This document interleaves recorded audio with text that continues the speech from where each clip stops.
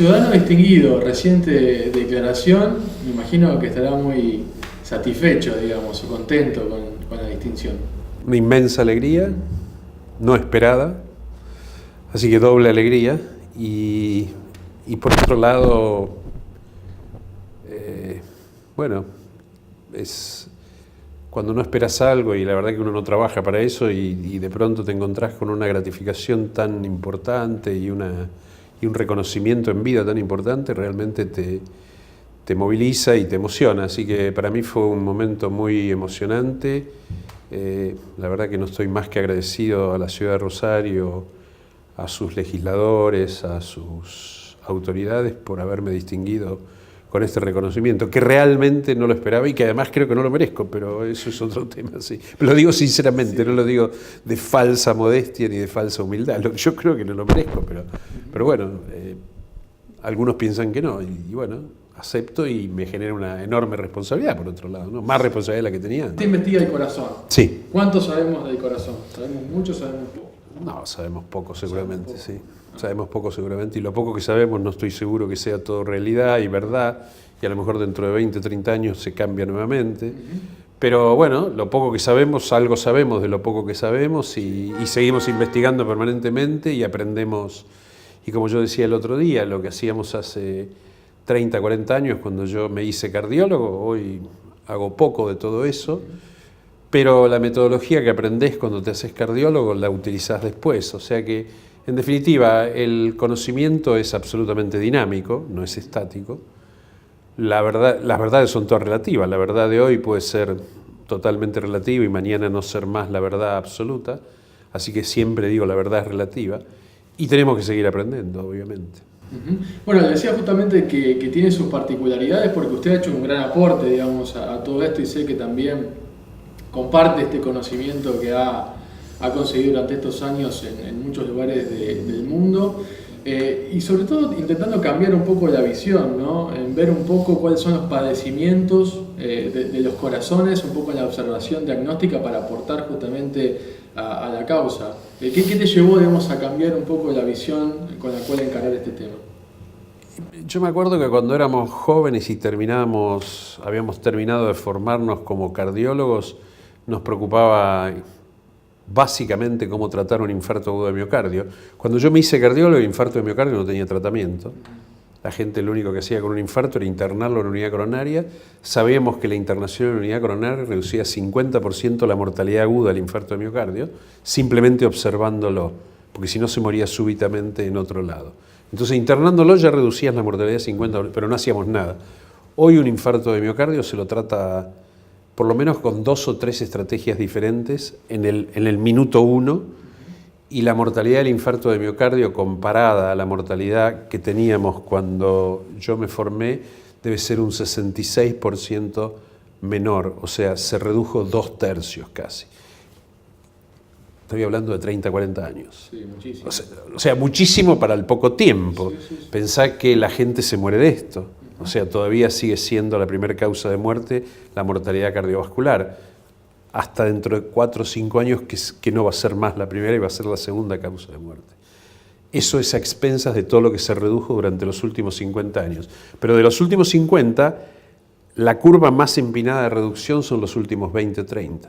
Es decir, en 20 o 30 años se cambiaron paradigmas gigantes de la cardiología que nunca pensábamos que se iban a cambiar. Por eso digo que el que crea que hoy está estudiando o va a ser lo mismo que hace hoy dentro de 10, 20 años, no es así definitivamente. De la misma manera que vos no vas a manejar un auto dentro de 20, 30 años. O sea, todo eso va cambiando con una velocidad exponencial, porque ahora la tecnología y el conocimiento ya es cada vez más exponencial como se adquiere.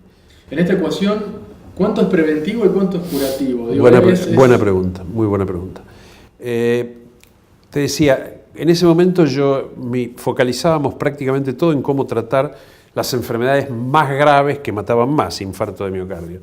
Hoy la verdad que no me preocuparía tener un hospital para tratar infartos de miocardio. Primero que hay menos, y segundo, me preocuparía que no haya infartos de miocardio. O sea, me preocuparía mucho más trabajar con la población antes de que desarrolle un infarto, y hoy hay muchísimas herramientas para que el infarto no se produzca. Entonces, metafóricamente yo lo digo así, Hace 20, 30 años hicimos un instituto espectacular en Rosario, el Instituto Cardiovascular Rosario, para tratar infartos, para hacer angioplastias y para operar.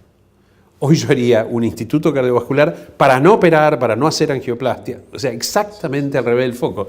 Y pasaron 30 años, menos. Sí, es decir, es tan, exacto. Es tan dinámico todo que... Sí. Ahora, también el tema de la hipertensión es un tema en el que se ha enfocado bastante ustedes. Porque los factores de riesgo los conocemos todos. Hay algunos factores de riesgo que lo hemos abordado de manera muy eficiente. Voy a hablar de dos. Hay tres que son los más importantes. Vamos a hablar primero de tabaco, que es una cosa simple para definir, muy difícil para abordar, pero que tuvo una estrategia muy interesante. La estrategia del tabaco es poblacional, no es individual. Si vos fumaras, si venís a mi consultorio, yo no te trato a vos porque no lo consigo. Ahora, si yo afecto a la población, sí consigo reducir los índices de tabaquismo. ¿A la población en términos generales o a la población en términos de entorno del fumador? No, a la población en términos generales. ¿Cómo lo modulo eso? Bueno, fíjate qué diferente. Vos venís a mi consultorio y yo te digo, mire, no tiene que fumar, porque fumarse mal, te hago toda la historia y te cuento un cuento. Y vos te vas con ese cuento de que fumar hace mal. Pero te vas a la esquina, te sentás a comer, pedís un café o te vas a tomar un café, pedís un café y toda la gente está fumando alrededor. Y vos prendés un cigarrillo. Por más que tengas el cuento mío, prendés un cigarrillo. Quiere decir que el entorno tiene mucho más impacto que el médico individual. Entonces, en esa clase de condiciones es mucho más eficiente, no eficaz, eficiente una política poblacional. Entonces, ¿qué hago? Prohíbo fumar en todos los restaurantes, suponete una medida. Sí. Ahí empiezo a afecto al entorno, afecto a la población y es mucho más eficiente que afectando al individuo. La inversa, totalmente inversa. La hipertensión arterial es muy difícil afectarla poblacionalmente. Tendríamos una sola medida, que es sal. Podríamos decir, ok, vamos a restringir el consumo de sodio, que es muy difícil, pero lo vamos a hacer porque soy un régimen autoritario y prohíbo hacer pan con sal. Entonces no se puede hacer. Bueno, voy a bajar el consumo de sal. Algo puedo hacer poblacional, pero es muy poco. Tengo que afectar al individuo de alguna manera. Tengo que tratar al individuo, tengo que darle medicamentos al individuo. Entonces, la hipertensión arterial, si bien tiene un componente poblacional para afectar, es mucho más individual. Es el médico el que tiene más impacto en el tratamiento. Entonces, tabaco y colesterol son dos factores de riesgo, son de los tres, tabaco, colesterol, hipertensión arterial. Hay 9, pero voy a hablar de estos 3 que son los más importantes, los que más condicionan a la población a enfermarse. Tabaco se redujo sustancialmente. Los chicos fuman mucho menos que lo que fumábamos nosotros cuando éramos jóvenes, mucho menos. Toman mucho más, pero fuman mucho, toman horrores. Fuman mucho. Peor. Bueno, es un tema complicado. Es más, sí. No soy experto en ese tema, pero soy padre, o sea, es un tema complicado. Pero se fuma menos, definitivamente, la población fuma menos. Vos sabés que fuman más las mujeres que los hombres ahora. ¿Y sabés por qué? No. Por el peso. La mujer lo hace estéticamente. Porque vos fumás y bajás de peso. Y dejás de fumar y subís de peso. Entonces, cuando la mujer tiene que dejar de fumar, sabe que enfrenta 6, 7, 5, no sé cuántos kilos, dependiendo, y se tiene que enfrentar contra ese sobrepeso cuando deja de fumar. Entonces, estéticamente, por estética, hoy las mujeres fuman más que los hombres. Colesterol, ¿lo afectamos? Sí. Tenemos drogas potentísimas para bajar el colesterol. La realidad es que el colesterol ha bajado sustancialmente en los últimos 20, 30 años y nos queda por taclear hipertensión arterial. Problema muy, muy importante que no podemos modificarlo sustancialmente. ¿Y por qué? ¿Somos altos consumidores de sal? No, para nada. Si leíste una cosa que escribieron el otro día a partir de esto, decía que yo soy un militante del consumo moderado de sal. Me gustó mucho la definición, lo escribió un periódico de Buenos Aires. No, la Argentina consume la media del mundo de sal, por lo tanto yo no soy un fanático de que hay que consumir nada. Yo soy un fanático de que no hay que consumir mucho y me parece que soy un militante del consumo moderado. Argentina no consume tanto como pensábamos que consumía. China consume 3 veces lo que consume Argentina, para darte una idea. Pero ese no es el problema, la sal no es el problema, porque la sal no contribuye tanto a la... Ahora, la obesidad, hay una serie de factores que condicionan la hipertensión arterial. El problema de la hipertensión es más logístico que farmacológico. Nosotros tenemos drogas muy eficaces, poco eficientes, muy eficaces para bajar la presión, poco eficientes para tratar a una población hipertensa. No porque las drogas sean malas, sino porque la logística del tratamiento de hipertensión arterial es muy complicada. Es una enfermedad crónica. Requiere 2 o 3 drogas de por vida. Bueno, ahí está el problema. Entonces la adherencia es muy baja, los pacientes no vuelven.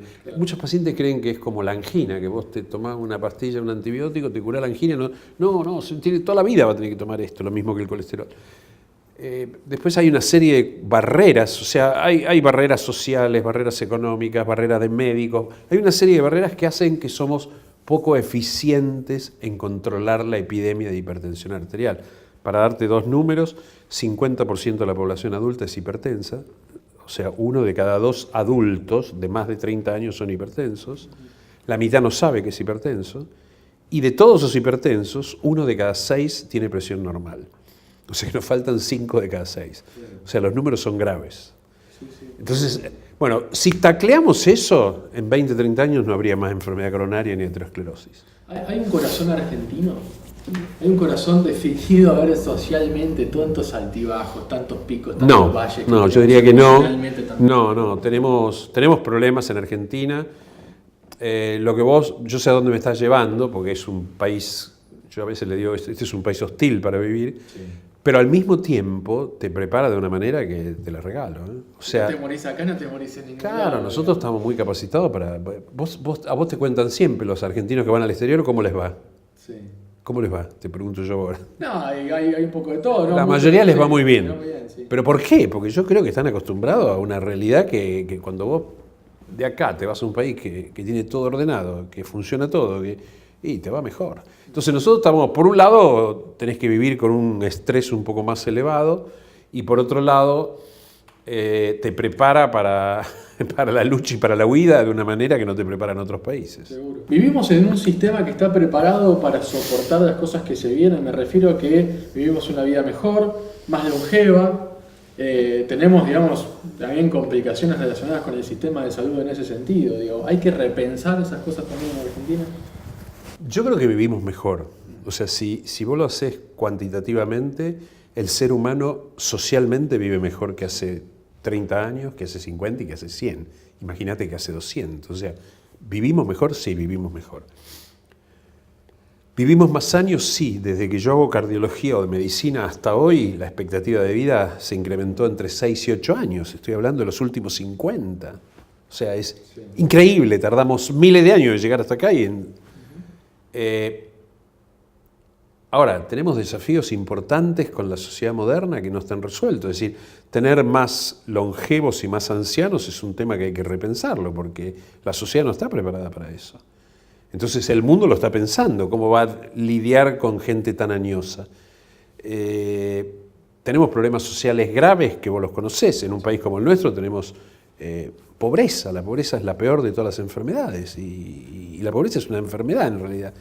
Y lo que te lleva a la pobreza, las enfermedades asociadas con la pobreza, son terribles. Entonces, sí, esto es, digamos, una cosa es lo que podemos hacer los médicos, otra cosa es lo que tienen que hacer los sociólogos y los antropólogos, mirando ese aspecto de la sociedad que yo creo que es complicado. Vamos a tener mucho más personas añosas, pero al mismo tiempo tenemos una pobreza enorme y no simple de resolver, no es fácil esto. Entonces creo que sí, que vivimos en un momento difícil, no solo nosotros, el mundo tiene dificultades, y lo ves en todo el mundo, lo ves en Europa, lo ves en el Medio Oriente y lo ves en Asia. O sea, el mundo está viviendo situaciones difíciles. Yo sigo siendo muy optimista, vivimos mejor que antes y supongo que va a ser para mejor, con todas las dificultades que tenemos. ¿Cómo arrancamos por casa, digamos, para evitar cardiopatía, siendo una incidencia con un porcentaje tan alto, como usted dice? Y yo creo que con los consejos de la mamá y la abuela sería genial. Sí, yo creo que sería genial. Y si a vos te dicen, come bien, haz ejercicio, no fumes, ya te ganaste 2/3 de la longevidad, te la ganaste, más de 2/3 te diría. Y si además, cuando tengas 40, 50, vas al médico y tratás de corregir algunas cositas preventivamente, ni te cuento. Pero fíjate lo que te digo, haz ejercicio, come bien, básico, haz ejercicio, come bien, que es lo que te decía tu mamá y tu abuela, seguro. Es decir, no hay mucho misterio en esto. Si vos comes bien y haces ejercicio y estás bien físicamente, eso te condiciona a que estés bien mentalmente. Y por supuesto, vas a tener algunas cosas en la mitad de la vida para allá, bueno, las vas arreglando. Pero en la medida que vos comas bien, no estés con exceso de peso y hagas ejercicio cotidiano, ya tenés 2/3 del camino andado y ganado. Es decir, que no recomendaría otra cosa que esa. Nadie tiene que tomar nada, no hay que hacer nada, hay que hacer una vida normal. Ahora, esto que yo te digo que parece fácil, hacer ejercicio y comer bien, lo hace muy poca gente.